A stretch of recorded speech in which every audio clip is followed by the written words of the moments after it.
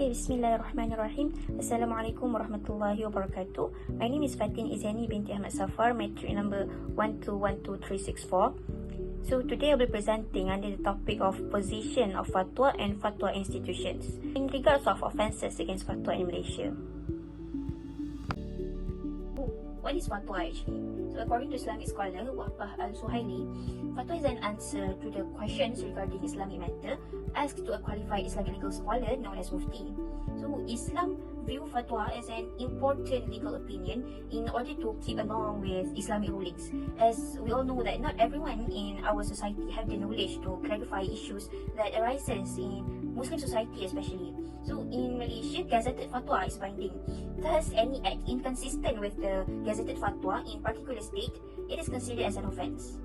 Alright, so moving on to the objectives of this presentation, objectives of this topic I've chosen, which is offences against fatwa in Malaysia. The first objective is to acknowledge the importance of fatwa and fatwa institutions in Malaysia. So because of punishment against fatwa, it is to make sure that fatwa is supported even anyway it is not respected. The second objective is to avoid confusion and to take care of the honour of the sanctity of Islamic rulings.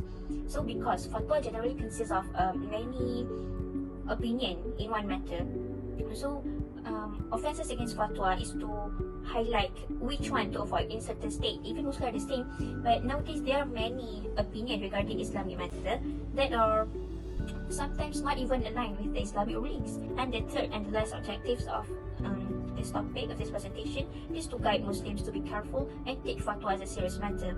So in order to avoid disunity of Muslim society, like I've said earlier that in fatwa there are many opinions in one matter. So some people tend to disregard strict fatwa and only take into consideration fatwa with simple opinion. In fact, some people even disregard fatwas given by Mufti and prefer to stick with their own opinion regarding Islamic matter. Offences against fatwa is here to make people realize that fatwa is a matter that one cannot take it lightly. It is a serious matter. Alright, so as Sharia law is under state list, each state has their own state enactments and federal act for federal territories. Now let's take a look at Sharia criminal offences under Federal Territories Act 1997. I've included 3 sections here, which is section 9, 12 and 13. For section 9, it is an offence of contempt or defiance of religious authorities. In this act stated that any person who acts in contempt of religious authority or defies, disobeys, or even disputes the order of a YDPA, Majlis or Mufti, whether expressed or given by way of fatwa, they shall be guilty of an offence. For section 12, it is an offence regarding opinion contrary to fatwa. So anyone who gives, propagates or disseminates any teaching contrary to Islamic law, contrary to the fatwa, so they are liable for conviction.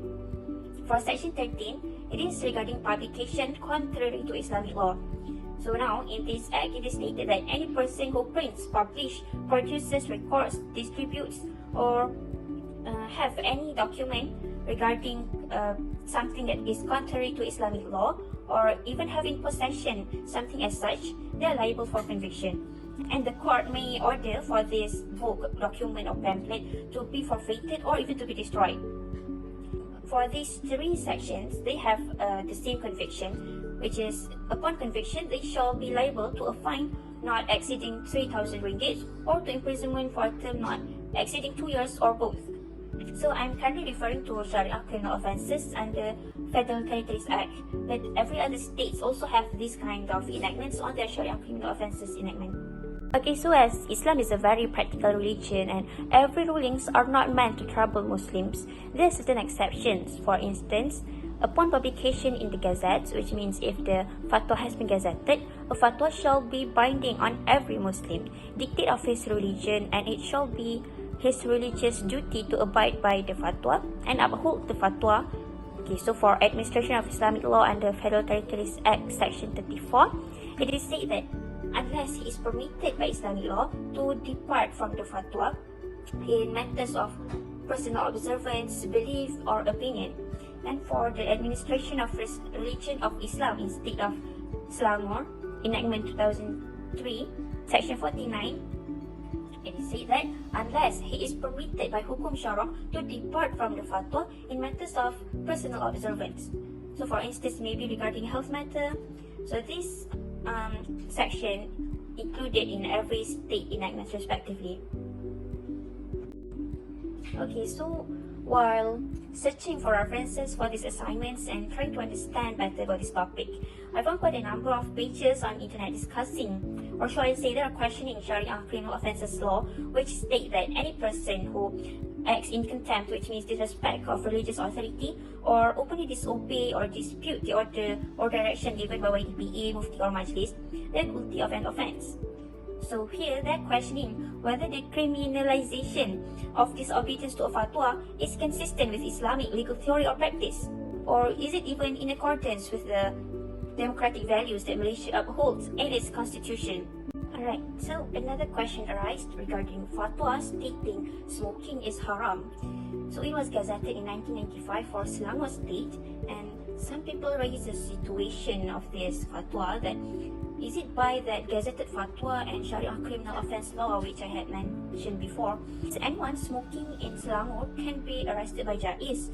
Or is it even reasonable to find a Muslim or send him to jail merely because he does not agree that smoking should be considered such serious offence?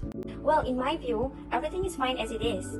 Yes, they might want to argue whether it is necessary to make criminals out of those who hold different view in certain matter, but I think there is no problem since only gazetted fatwa is binding, which if people read thoroughly may notice that most gazetted fatwas are all on important matters that are closely related with our daily life. So I would like to note here that we are talking about Islamic law. It is not a man-made law where anyone can have a say in it, adjust the law according to democracy support.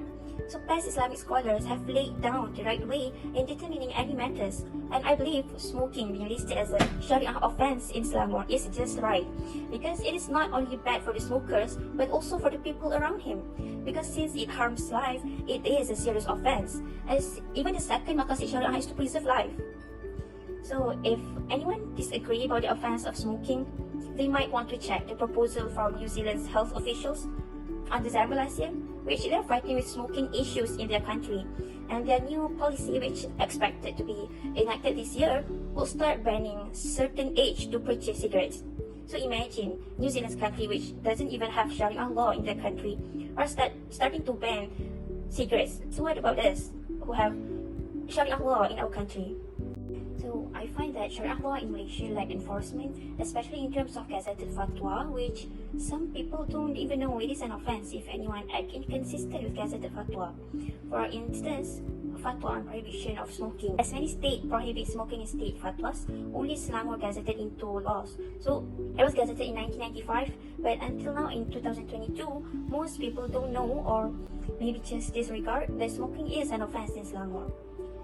The relevant authority hold the responsibility to give notice to the public before the enforcement of any law, and they have to do something in order to help stop the offence. So if everyone are being silent, these laws will just be ignored. Alright, so lastly, I believe that fatwa enforcement in Malaysia are able to make an improvement on this matter. So that is all from me. Thank you.